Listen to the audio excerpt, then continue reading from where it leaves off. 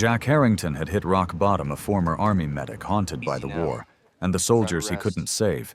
He spent his days drifting across America in an old van with his loyal dog, Rusty, until one night he stopped in a dying town and bought a burned-down farmhouse for just $200 that first night.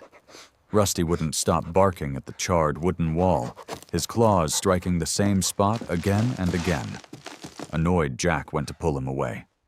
But then he froze. The sound behind the wall wasn't solid wood. It was hollow.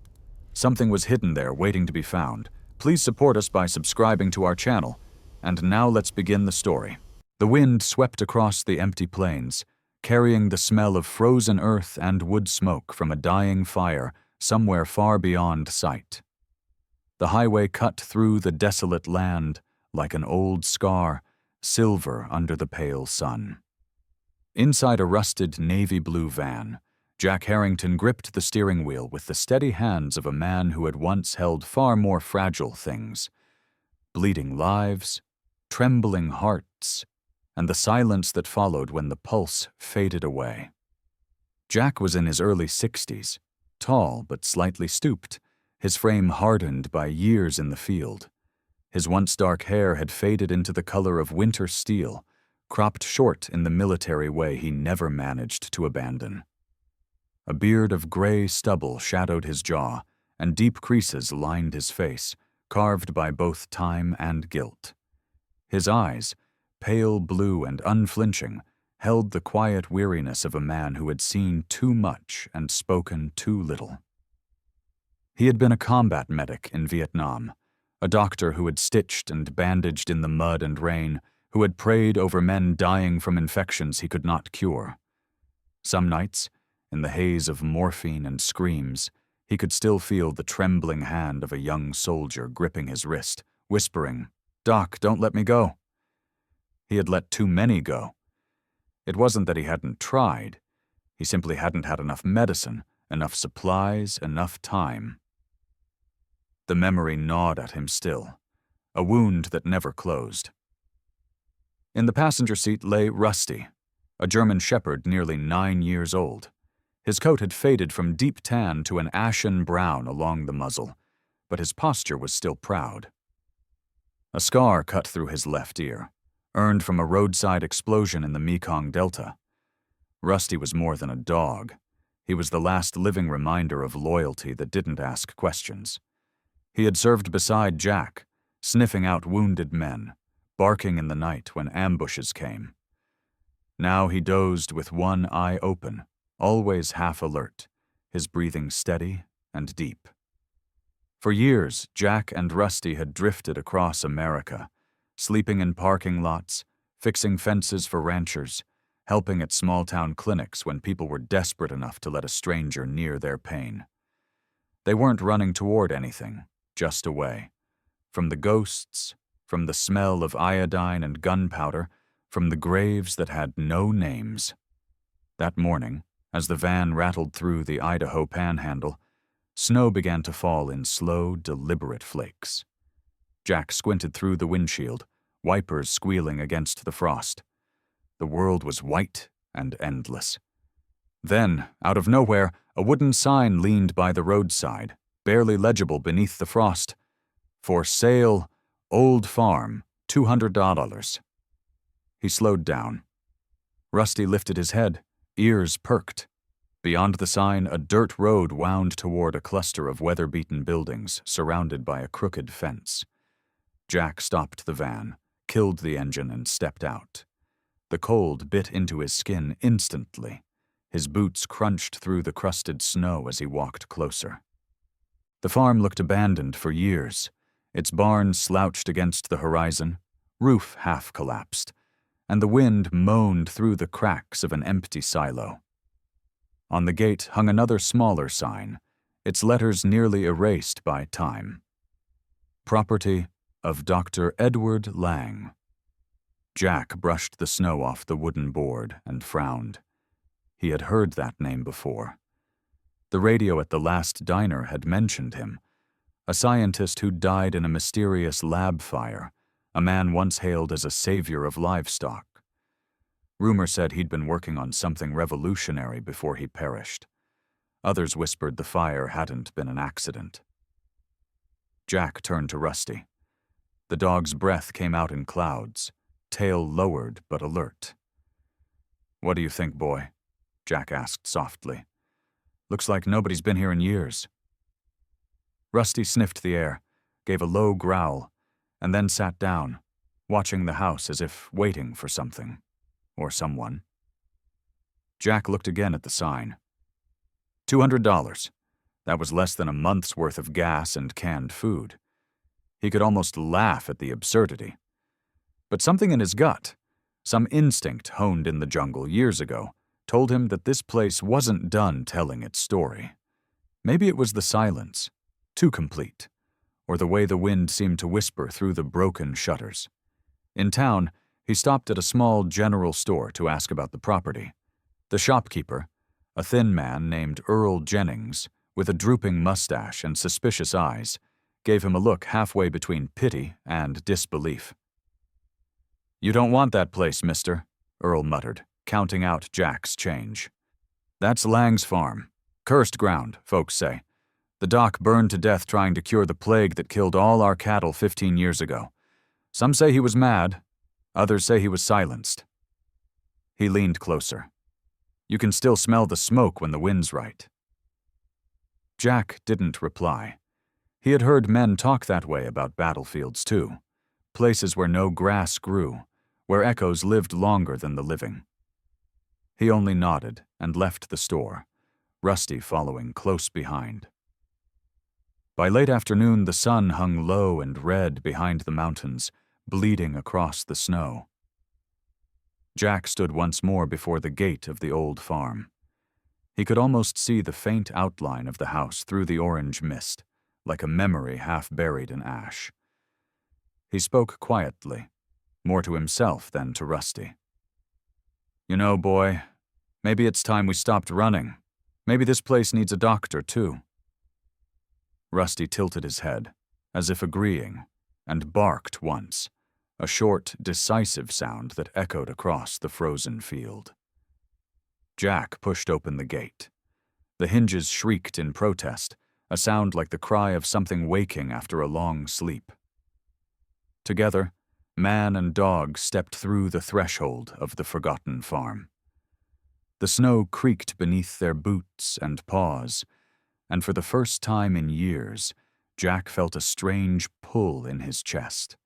Not dread, not grief, but something he hadn't known since before the war. Hope.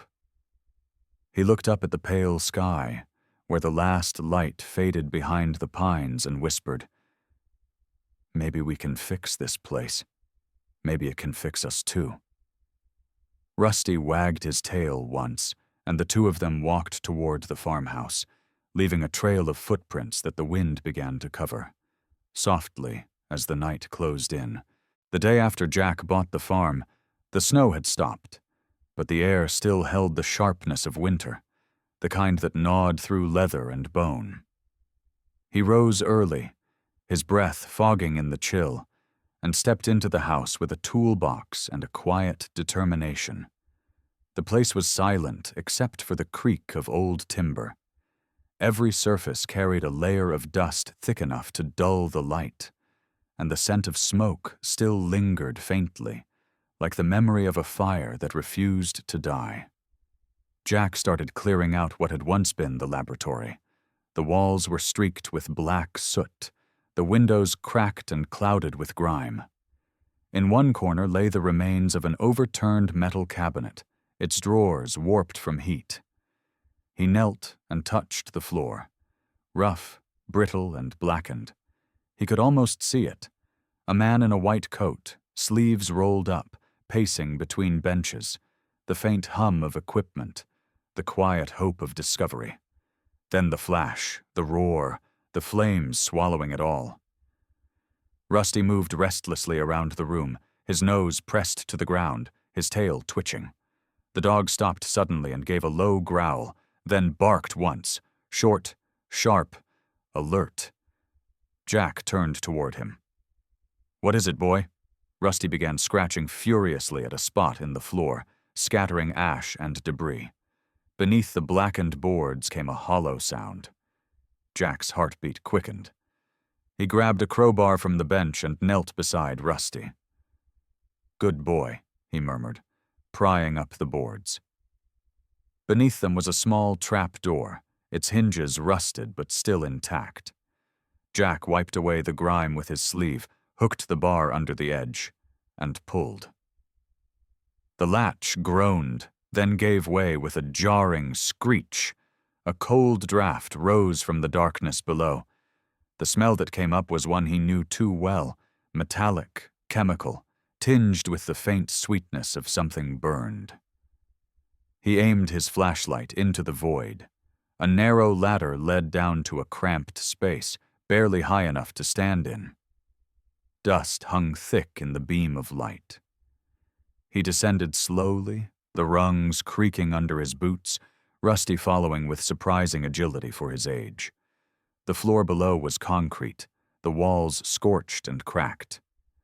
On one side stood a metal pedestal, half melted, and on it sat a steel box, scorched but miraculously intact. Jack wiped off the soot with a gloved hand and lifted the lid.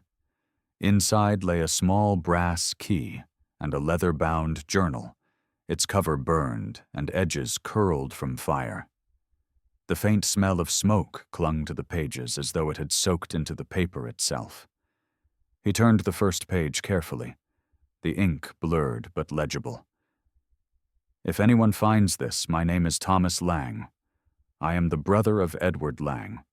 He was not mad nor careless. What he created could have saved this town." Jack read on, his eyes narrowing. The handwriting was rushed, uneven, words crossed out and rewritten. Edward's vaccine worked. He meant it for the farmers, free. He said no man should profit from healing. But Bovine Corp offered money, power. He refused. Now they watch me. They say the fire was an accident, but I know better. They will come for me next. Jack's hands trembled slightly as he turned the page. The ink was smeared by what looked like water, or maybe tears. "I have hidden what I can, the evidence, the truth. Someone must finish what he began." He closed the journal slowly and stared at the ground. For a moment, the cold room seemed to dissolve into another world, one of rain, gunfire, and cries for help. He was back in the jungle again, the air thick with smoke, a soldier bleeding out under his hands, his voice breaking. "Doc, please." Jack shouting for bandages that never came, for medicine that had run out days ago. He remembered the infection that spread like fire through his unit, the stench of rot, the quiet guilt that followed him home and never left. He looked at the journal again, its burned edges glowing faintly under the flashlight beam, and whispered to himself, "There are deaths from lack of medicine." His voice faltered, rough from the weight of years. He looked at Rusty, who sat watching him, head tilted, eyes steady. "And there are deaths," Jack continued quietly, "because someone stopped the medicine from ever reaching them." Rusty gave a low whine, as if in understanding. Jack reached down and rested a hand on his fur, feeling the old dog's warmth seep into his chilled fingers. He slipped the brass key into his pocket, the metal cold against his skin. Then he looked again at the journal, this fragile survivor of fire and betrayal. "Maybe this is what I owe," he said softly. "Maybe this is the debt I never repaid." Climbing back up the ladder, Jack felt something he hadn't felt in years, a sense of direction. The sky outside had turned a deep indigo, the last light fading over the empty fields. He stood by the broken window, the journal tucked under his arm, and looked out at the dark horizon. The farm was silent again, but not dead. There was life under the ashes. Rusty came to stand beside him, tail wagging slowly. Jack glanced down and smiled faintly. We found something worth saving, didn't we, partner? The dog barked once, sharp and confident, as if to answer. Jack turned off the flashlight. The room fell into darkness, but his mind was clearer than it had been in years. Somewhere in the distance, the wind howled through the open fields, carrying with it the faint scent of smoke and something else. Hope, maybe, disguised as a promise waiting to be unearthed. Morning crept over Maple Creek in a veil of gray, the kind of quiet dawn that seemed too still, too fragile, as if afraid to disturb the ghosts still wandering the fields. Jack sat by the old kitchen table of the farmhouse, the journal of Thomas Lang open before him. The leather cover was cracked and blackened from fire, its edges curled inward like burnt leaves. Rusty lay at his feet, his breathing steady and rhythmic, a living heartbeat in the silence. The first pages were written in firm, neat script, a man's careful hand, someone accustomed to order, logic, and truth. Thomas Lang had been, as Jack pieced together from the scattered notes, not only a government researcher but also a man defined by restraint, the sort who measured his words and trusted reason over emotion. Yet as the entries continued, the handwriting began to falter. Ink smeared, lines pressed deeper into the paper, the hand of someone who had begun to write out of fear rather than thought. My brother Edward, the first full entry read, never cared for profit. He believed knowledge was only sacred when it served life, not money. He could have sold his discovery to any of the major corporations, but he refused. He wanted the vaccine to belong to the farmers, to the people. Jack turned the page. Edward's formula works. I saw the results myself. The infected herd recovered within days. Yet when he tried to publish his findings, Bovine Corp intervened. They offered him a contract. Millions of dollars, patents, distribution rights. He told them no. He said no man should grow rich from healing others. Jack leaned back, the words settling over him like a heavy shroud. He had known men like Edward before, the kind who held ideals so fiercely that they became both their armor and their downfall. In war, Jack had seen medics risk their lives to drag strangers out of the fire. He had also seen men in power turn medicine into a weapon. And this was no different. He read on. The threat started small, Thomas wrote. Anonymous letters, strange cars parked outside the house, a phone line gone dead. Edward said I was paranoid. I told him I wasn't paranoid, just awake. A week later, the lab exploded. Jack's grip tightened around the edges of the page. He could almost hear the sound of it. The sudden roar, the walls trembling, glass shattering, the world reduced to fire and ash. He'd seen enough explosions to know that what killed Edward wasn't chance. It was intent. The next few pages were darker, ink blotched and words scratched out. The official report called it an accident. The sheriff's office accepted it within hours. I requested to see the remains. They denied me access. But I found what they missed. Residue from accelerant compounds. Chemical traces no scientist would keep near an active experiment. Edward didn't burn himself. Someone burned him. Jack exhaled slowly, the air whistling through his teeth. I rubbed his eyes, fighting the dull throb at the back of his head. He had read enough military cover-ups to recognize the pattern. The quick explanations, the sealed evidence, the silence that followed. He turned the page again. They came for me next. A man in a black coat waited outside the lab ruins. He said I should let sleeping embers die. He knew things only Edward and I had discussed. I realized then that they had eyes everywhere. I've gathered what I can. Letters, formulas, documents, and hidden them. If I disappear, know this. The vaccine exists. The fire was murder. Jack's heart pounded. He flipped to the final page. The handwriting was shaky now, uneven. I don't know how long I have left.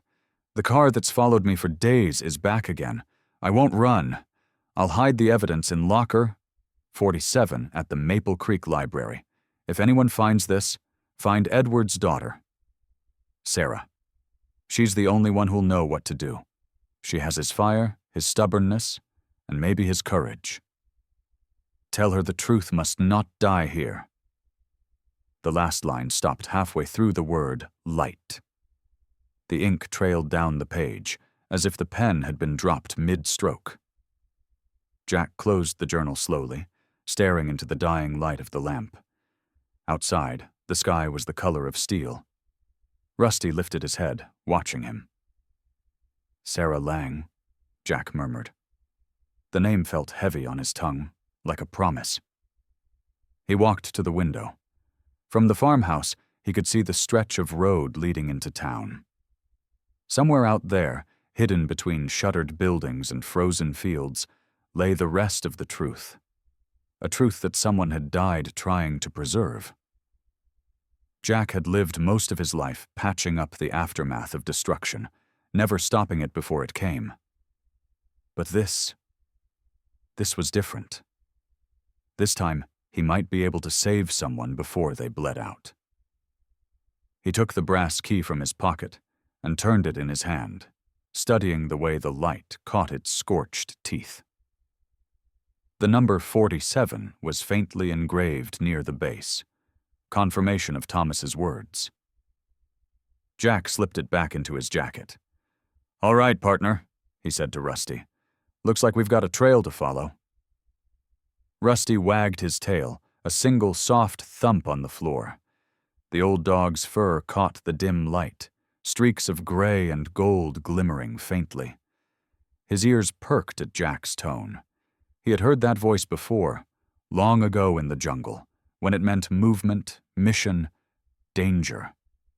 Jack poured a small cup of black coffee and stared at the journal one last time. He imagined Thomas Lang, a man cornered, frightened, yet determined to do what was right even when the cost was his life. Maybe, Jack thought, courage wasn't the absence of fear, but the refusal to let it close your mouth.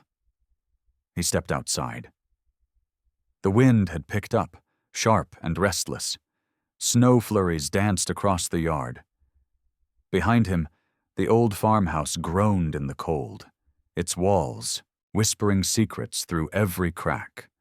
He locked the door, tucked the journal under his arm, and headed toward town.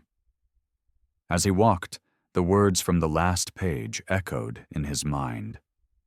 She's the only one who'll know what to do. Sarah Lang. A name that was now a compass pointing through the fog. He didn't know what kind of woman she was, or whether she'd even believe him. But he would find her. He owed it to Thomas. He owed it to Edward. And perhaps he owed it to himself. Rusty trotted ahead, nose to the ground, his paw prints forming twin tracks beside Jack's boots. The road stretched on, long and gray, leading toward a horizon that promised both answers and danger. For the first time in years, Jack felt something other than guilt. It wasn't peace exactly. It was purpose, fragile but alive, flickering like a match in the dark. He tightened his coat and whispered into the cold air. "Let's go find the light." The sky over Maple Creek was a dull sheet of pewter when Jack drove into town. The sun never fully rose that morning, only glowed faintly behind a wall of fog that pressed low over the rooftops. The air smelled of wet soil and iron, heavy from last night's rain. Rusty sat in the passenger seat, his fur bristling slightly, watching the mist move between the trees as the van rumbled down the narrow road toward town. Maple Creek was a small place, half forgotten, like the kind of town that stopped appearing on maps once highways found faster routes. Its main street was lined with fading storefronts, a gas station that looked older than most of the cars it served, and a single cafe with a flickering neon sign that read, "Riverside Coffee." That was the address written in Thomas Lang's journal, where he believed Sarah Lang could be found. Jack parked across the street, scanning the cafe through the windshield. He wasn't sure what he expected. Maybe a woman in her 50s, hardened by grief, the kind of face that carried a lifetime of unfinished fights. But when the door opened, the woman who stepped out didn't fit the picture in his mind. Sarah Lang was in her mid-30s, tall and slender, with hair the color of chestnuts and eyes like pale moss, soft, but with an edge that warned you not to mistake her kindness for weakness. Her skin was lightly freckled, weathered by sun and wind, the mark of someone who spent her life outdoors rather than behind walls. She wore a wool coat that had seen better days, and a gray scarf wrapped loosely around her neck. In her hands, she carried a folder thick with documents and folded newspaper clippings. There was a gravity to her movements, measured, deliberate, as if every step carried the weight of her father's name. Jack stepped out of the van, his boots crunching against the gravel.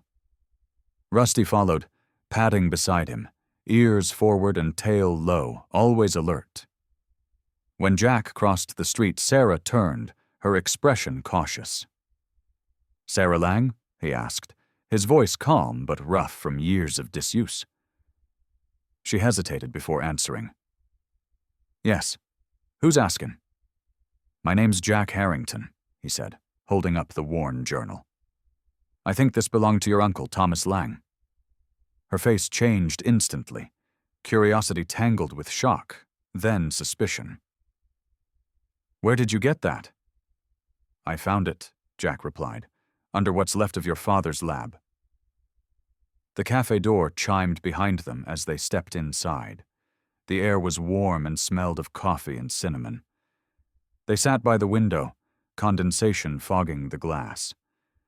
Rusty lay under the table, his ears twitching with each sound outside.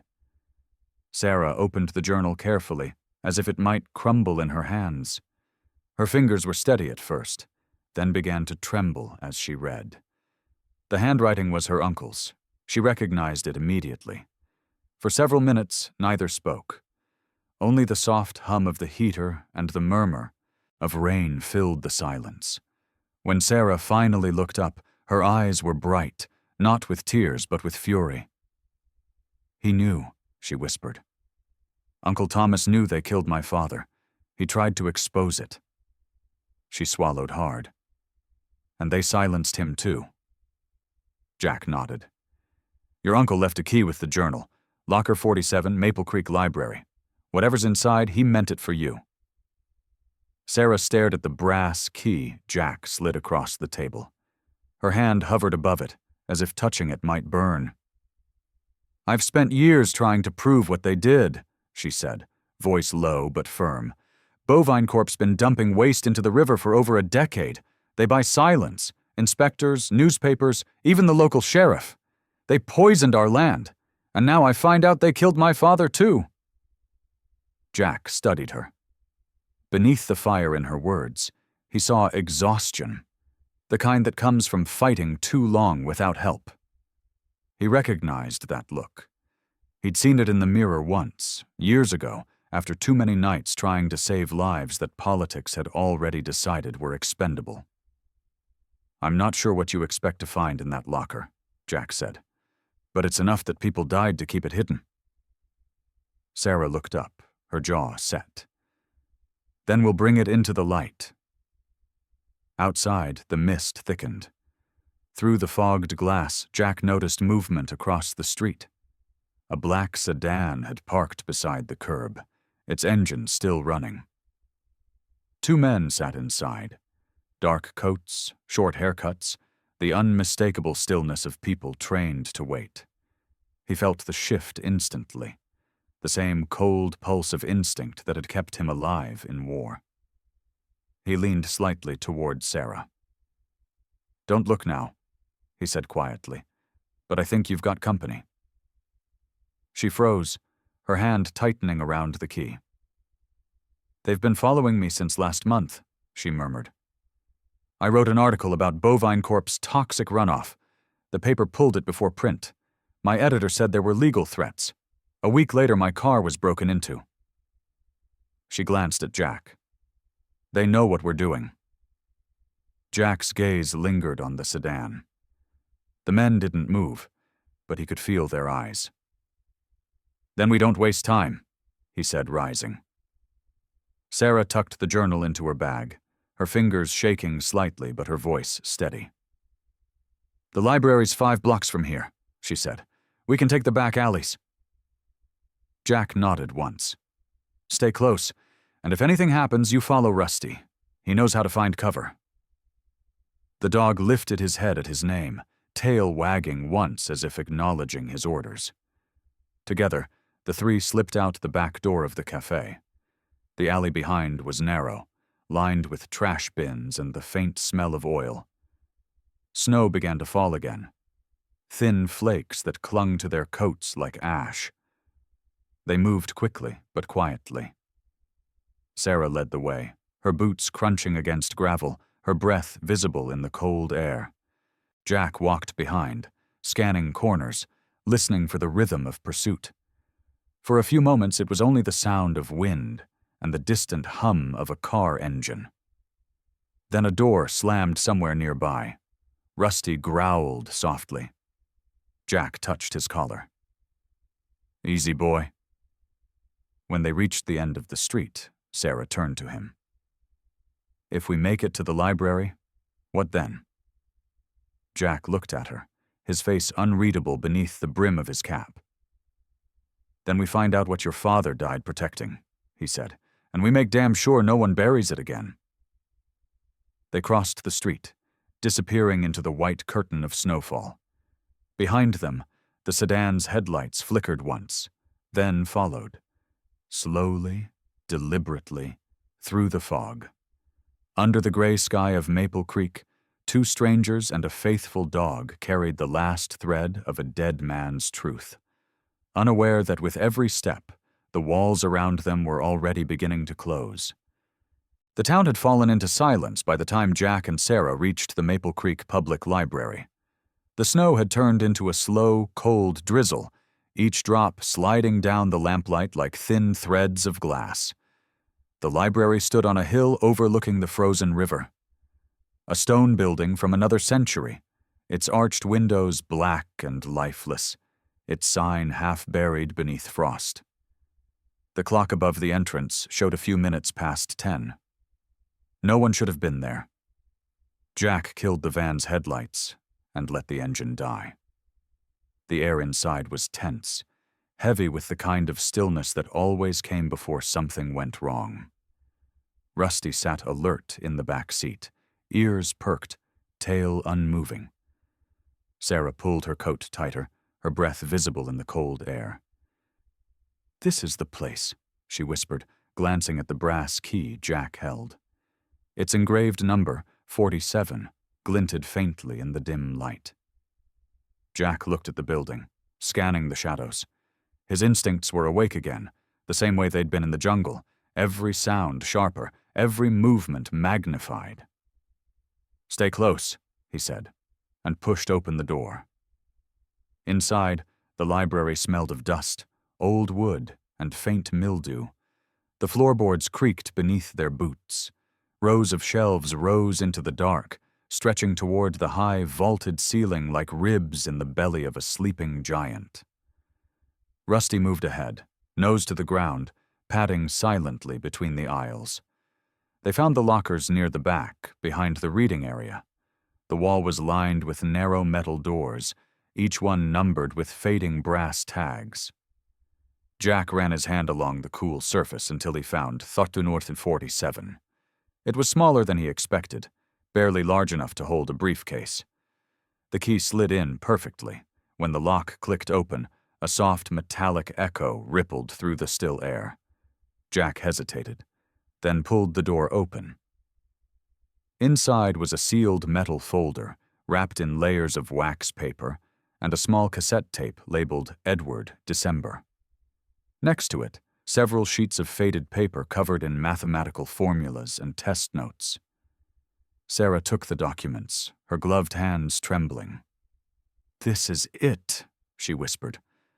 "My father's vaccine formula. This is what they killed him for." Jack carefully pocketed the cassette. "We'll listen to this somewhere safe." But before they could move, a faint click echoed through the library, the unmistakable sound of a door latch closing. Jack froze. Rusty's ears shot up, his body stiffening. Then came the slow, heavy rhythm of footsteps. Boots on wood, deliberate, unhurried. Jack's hand moved instinctively to the revolver tucked at his waist. He gestured for silence. Sarah's breath hitched, but she stayed still. The footsteps grew louder, then stopped somewhere between the rows of bookshelves. A faint beam of light flickered from a flashlight, moving slowly, methodically, sweeping across the room. "They followed us," Jack murmured. Rusty let out a low growl, the sound vibrating through his chest. Sarah glanced toward the side exit, a narrow door half hidden behind a bookshelf. "There," she mouthed. Jack nodded. They began to move, step by cautious step, Rusty leading the way. The floor groaned once under Jack's weight, and the flashlight beam swung toward them instantly. "Hey!" a voice barked, sharp and unfamiliar. "They're here!" The lights went out. For a moment, the darkness was absolute. Then chaos erupted, the crash of boots, the slam of a door, the hiss of rain outside. Jack grabbed Sarah's arm and pulled her down behind a row of shelves. Rusty barked once, a warning. The sound of gunmetal clicking echoed through the room. "Move," Jack hissed. He shoved Sarah toward the side corridor. Bullets shattered the silence, sharp, deafening, splintering the old wood beside them. Rusty lunged forward, tackling one of the intruders who had stepped too close. The man grunted, cursed, and fell hard, his flashlight spinning across the floor. Jack fired once, a single warning shot into the ceiling, and the attackers hesitated long enough for them to run. They burst through the side door into the rain-soaked alley. The night air hit them like ice. Sarah stumbled, clutching the folder to her chest. Rusty bounded ahead, barking once before darting toward the old footbridge behind the library. Jack followed, every nerve burning with adrenaline. Behind them, the men shouted, their flashlights slicing through the rain. One fired again. The bullet whistled past, striking the railing in a burst of sparks. "Keep moving," Jack shouted. They crossed the bridge, boots slipping on the wet planks. The river below was swollen and black, its current roaring in the dark. When they reached the far end, Jack stopped long enough to push a trash bin across the path, buying them precious seconds. Rusty led them toward the tree line behind the town's old rail yard. They ducked into the shadows beneath an overhang, breathing hard, soaked to the skin. Sarah leaned against the wall, her hair plastered to her forehead. "They knew we'd come," she said between breaths. "Someone told them." Jack holstered his revolver. "Then we stopped trusting luck." He looked at the documents she held, the edges already damp from rain. "We can't risk staying in town. We need to get this somewhere safe, somewhere they can't reach." Sarah nodded, still catching her breath. "There's an old cabin up north," she said. "My father used to take me there when I was little. Nobody knows about it. We can go there." Jack glanced toward the distant lights of Maple Creek, glowing faintly through the rain. "Good. But we leave before sunrise." Rusty shook himself, sending droplets flying. His fur was slicked down, his breath steaming in the cold. Jack knelt beside him, patting his neck. "Good work, partner," he said quietly. Rusty licked the edge of his hand, tail thumping once. As they caught their breath, the sound of sirens echoed faintly from the town. Not police sirens, but low industrial alarms, likely triggered by Bovine Corp's private security. Jack knew they had only hours before the search tightened. He looked at Sarah, who was staring at the papers again, pages of formulas signed with her father's name. "He wanted to save people," she whispered. "They burned him for it." Jack's voice was steady. "Then we make sure he's heard." She met his eyes, and for the first time since they met, he saw something shift in her expression, the spark of conviction replacing fear. "We will," she said. The rain began to lighten, the clouds breaking just enough to reveal a sliver of the moon. Jack looked up at it, cold, distant, silver, and thought of Thomas Lang's final words. "Bring it to the light." "Let's go," he said. "We've still got a long way before morning." Rusty moved first, slipping into the darkness of the trees, the beam of moonlight glinting briefly on his wet fur. Sarah followed, clutching the folder tight against her chest. Jack came last, glancing once over his shoulder at the library. The windows shattered, the silence returning, as if the night itself had swallowed the evidence of what just happened. They disappeared into the woods, leaving only footprints in the mud. 3 sets fading fast beneath the relentless drizzle, chased by the distant hum of engines prowling the streets of Maple Creek. The next morning broke pale and cold, sunlight struggling to cut through the haze that hung over the pines. Jack's van rumbled along the narrow country road, the engine coughing every few miles like an old smoker reluctant to move on. Beside him, Sarah sat quietly, a notebook on her lap, her fingers brushing against the edge of the worn leather cover. Rusty lay stretched out in the back, head resting on his paws, watching the road roll by through half-closed eyes. The storm had passed, but the world still felt damp, fragile, like the calm that came before another wave. Jack's hands tightened around the steering wheel. His mind circled back to a name he had seen in Thomas Lang's journal, a brief mention written in small, hurried letters. Detective Frank Delaney, the only one who asked questions. Jack had underlined it last night while drying the pages by the fire. Now that name was their next destination. Frank Delaney lived on the outskirts of town, in a sagging farmhouse surrounded by tall birch trees. The place had once been painted white, but years of wind and rain had turned it a weary gray. A single pickup truck sat rusting in the driveway. The smell of damp earth and wood smoke lingered in the air. When Jack and Sarah stepped out, a man appeared on the porch. Broad-shouldered despite his age, his gray hair cropped short, his beard trimmed close but uneven, as though he'd stopped caring for neatness long ago. His eyes, pale blue and alert, carried the weight of a man who had seen too much and trusted too little. "Detective Delaney?" Jack called, keeping his voice steady but respectful. The man studied them in silence for a long moment before replying. "Not a detective anymore. Haven't been for 20 years. His voice was gravelly, low, like someone who had smoked through too many winters. "What do you want?" Jack pulled the folded journal from his coat and held it out.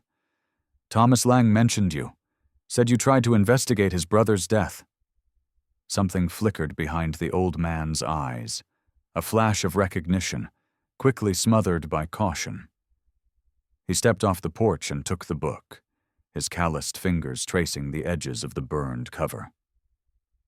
"Haven't heard that name in a long time," he murmured. "Come inside." The interior of the house smelled of coffee and old paper. Framed photographs lined the mantel, Frank in uniform beside a much younger man in a lab coat, Edward Lang. Sarah stopped when she saw it, her breath catching. "That's my father," she whispered. Frank looked at her properly for the first time.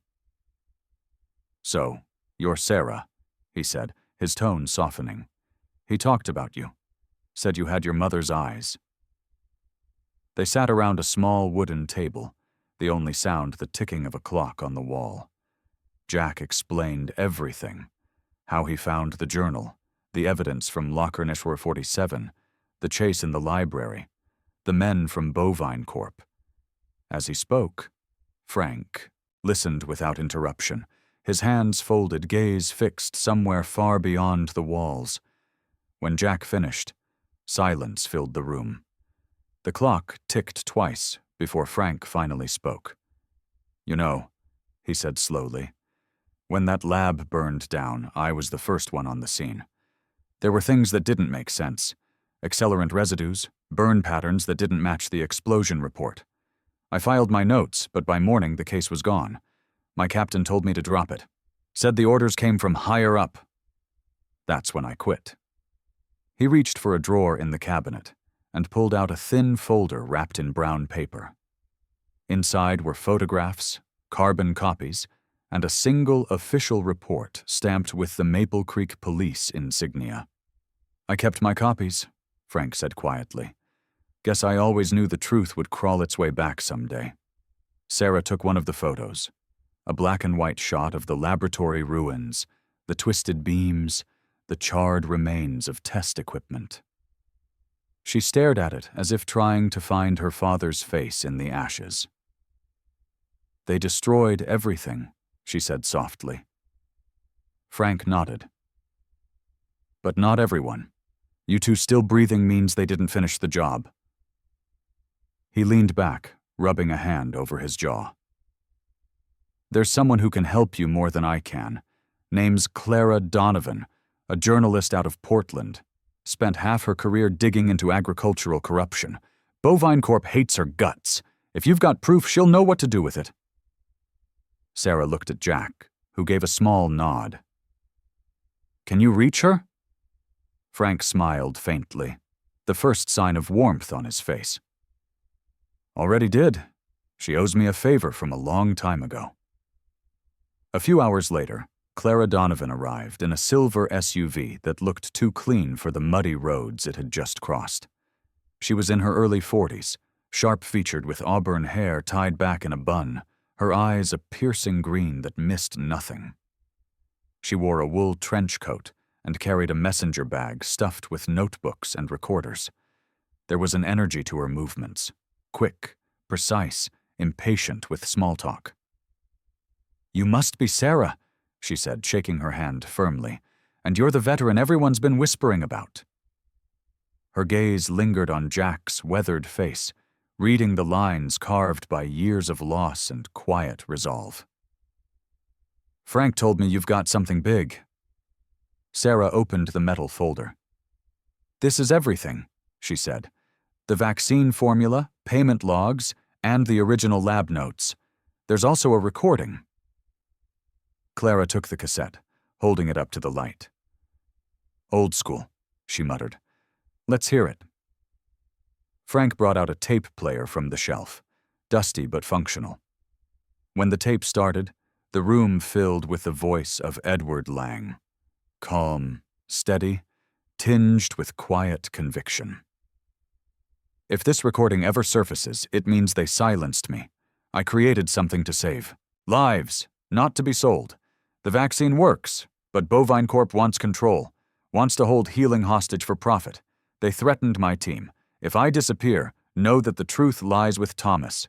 Protect him." When the tape ended, Clara exhaled slowly, eyes gleaming.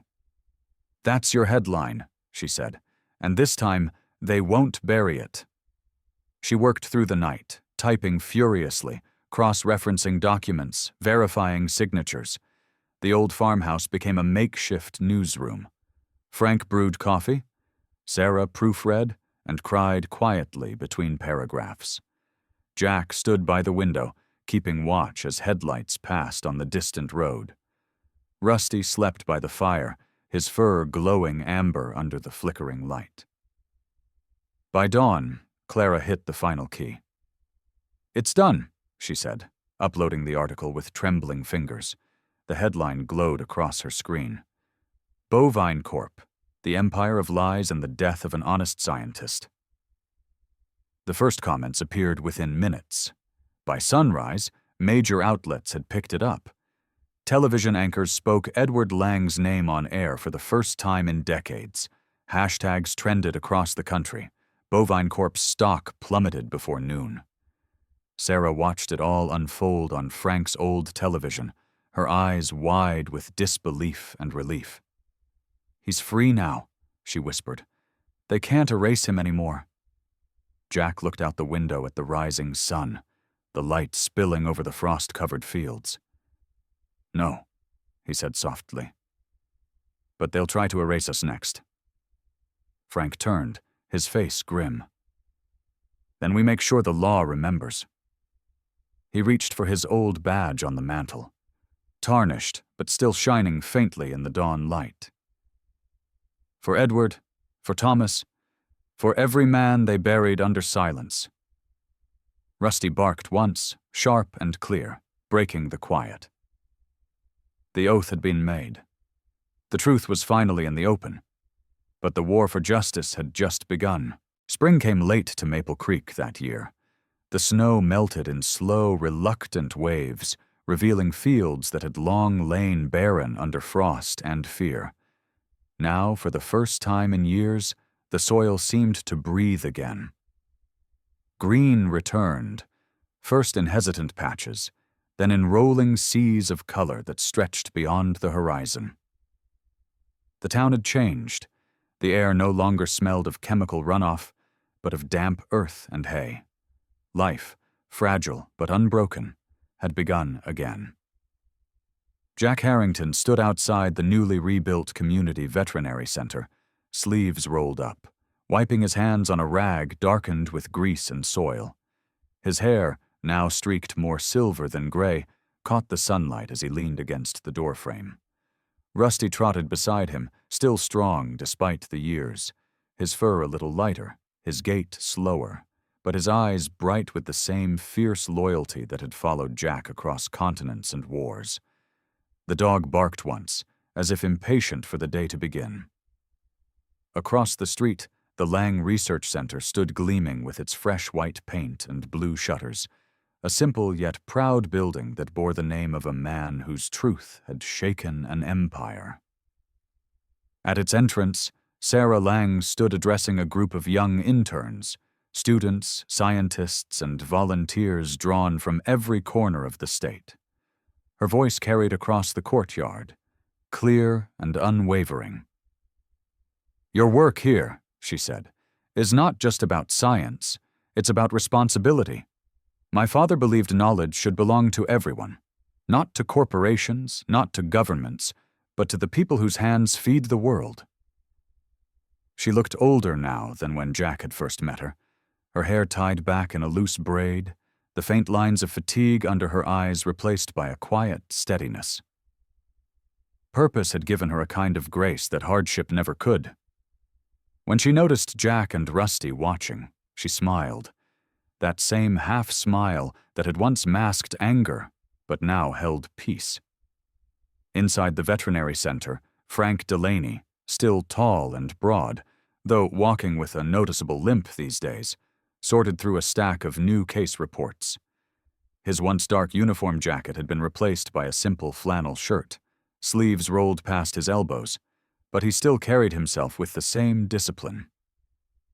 Retirement hadn't softened him. It had redirected him. "Never thought I'd be saving cows instead of chasing crooks," he muttered with a grin as Jack entered. "You're still chasing the same disease," Jack replied. "Just a different species." Frank chuckled, then grew serious. "You know, I keep getting calls from the Bureau.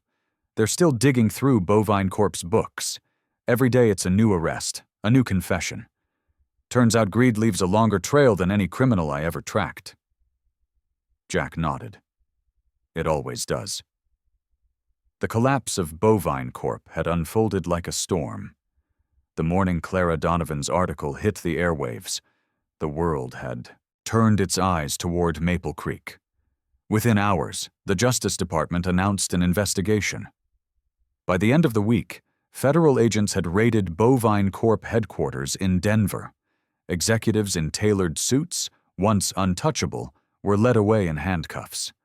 The company's assets were frozen, their private labs sealed. The government issued a public apology for years of negligence. Edward Lang's vaccine formula, once buried under threats, corruption, and ash, was taken in by the Department of Agriculture. A government task force was formed to mass produce it. When the first shipments reached the farms, it came with a single promise printed on every box. In memory of Dr. Edward Lang, science to heal, not to profit. For the farmers of Maple Creek, it was more than a vaccine. It was redemption. Herds once dying by the dozen began to recover. Fields once yellowed and dead turned green again, and soon the laughter of children returned to the porches of wooden farmhouses, where silence had reigned for too long. Jack spent his days at the veterinary center, tending to injured animals and training young assistants. Rusty, though older, still worked beside him, helping herd livestock, guarding the barns, greeting visitors with a wag that made even the most hardened rancher smile. One afternoon, Clara Donovan arrived in town again, stepping out of her silver SUV with the same confident stride. Her auburn hair was shorter now, streaked faintly with gray at the temples. "I couldn't stay away," she said, walking up to Jack. "Washington wants to make a documentary about the case. Thought I'd see it from the ground one more time." Jack smirked. "You came for a story." She smiled back. "And for the ending." Sarah joined them, wiping soil from her hands. "You're part of it too, Clara. Without you, none of this would have seen daylight." Clara shook her head.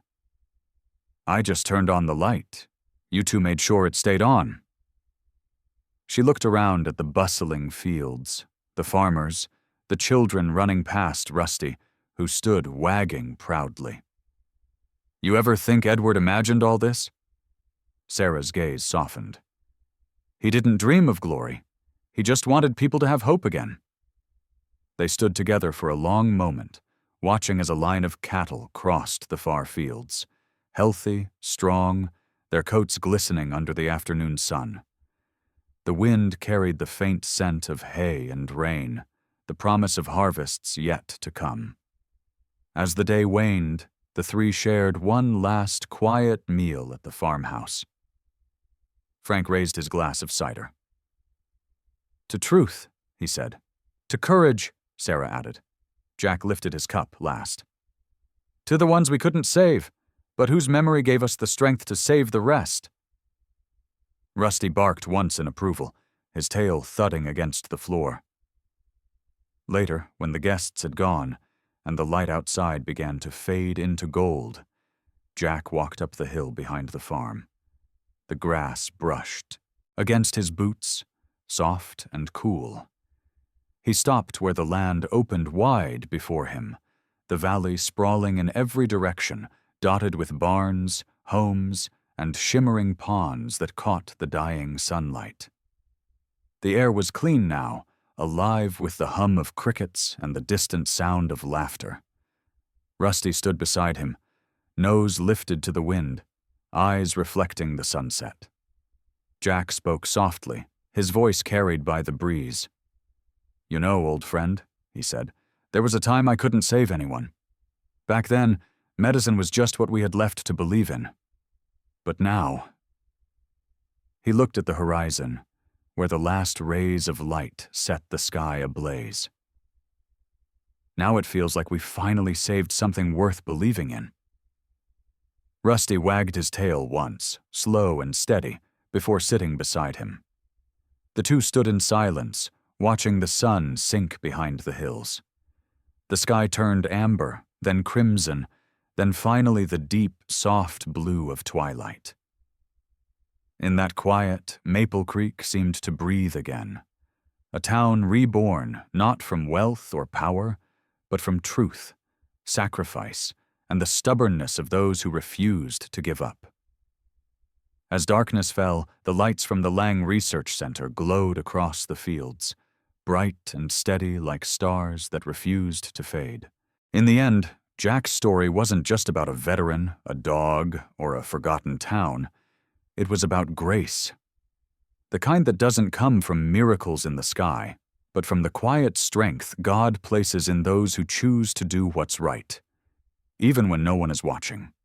The truth that saved Maple Creek was not written in fire or glory, but in faith. The same faith that keeps the weary walking, the broken healing, and the lost finding their way home. Perhaps that's the real miracle, that in the darkest moments, God still moves through ordinary hands and stubborn hearts. If this story touched you, share it with someone who needs to remember that light always finds a way through the shadows. Leave a comment with your thoughts, and don't forget to subscribe to the channel for more stories of faith, hope, and redemption. May God bless you and protect your home, your heart, and every path you walk.